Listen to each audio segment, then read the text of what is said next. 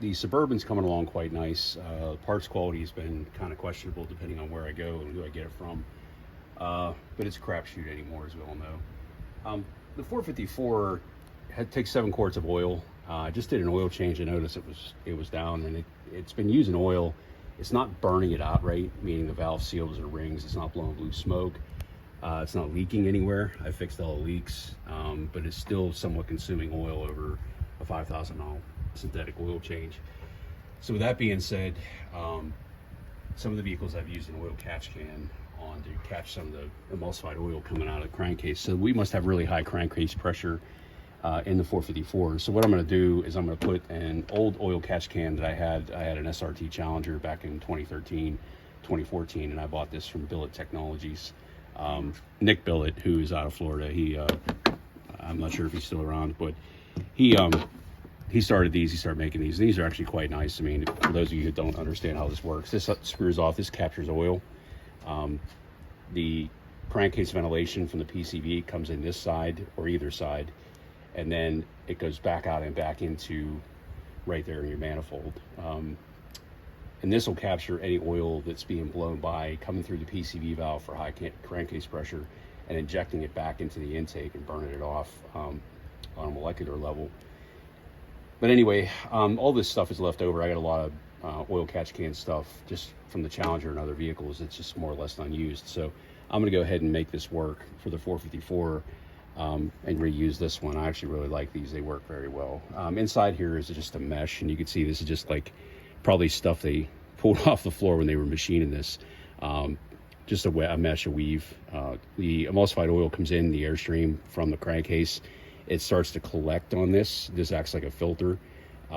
As the oil collects, it drops into this reservoir, and then the air itself, just the air, goes back out and into the crankcase. So that helps capture some of the oil that's being blown by and being sucked back into the intake that you may not see in the exhaust, you may not know, but that's exactly what happens on all these vehicles.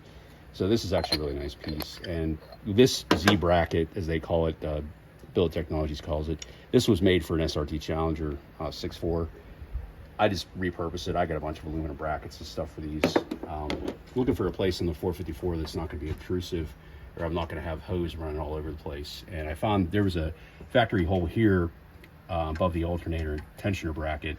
And what I did was I just reamed this out with using a 2764 spit. And the reason it was 2764 is just because I'm using an M8 fastener, and that rivet nut is what it is.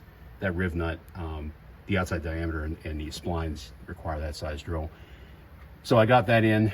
For those of you who don't understand what a rivet nut is, there's plenty of references about that. I like using these because you don't need a nut, and because it's a rivet and it's a threaded nut, you squeeze that up and it becomes a permanent fastener.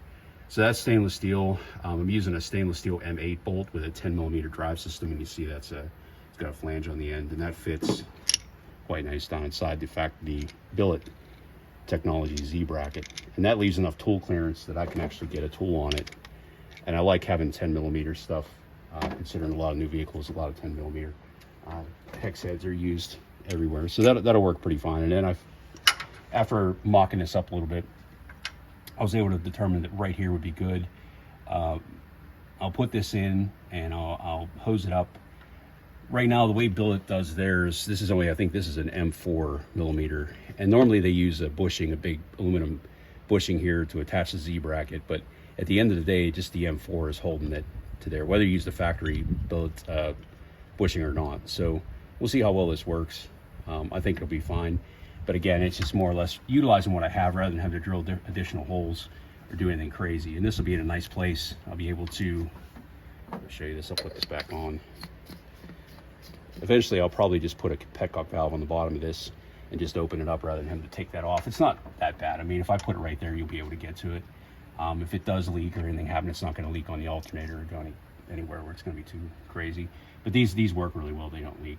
One thing I saw Nick Billet has done recently, or I've seen him recently, is I had advised him 2013 was that, more than 10 years ago, that we needed to use stainless fittings on these, because from a galvanic standpoint, if you look at the galvanic table, any yellow metal, and that's brass, copper, bronze, and aluminum, they hate each other.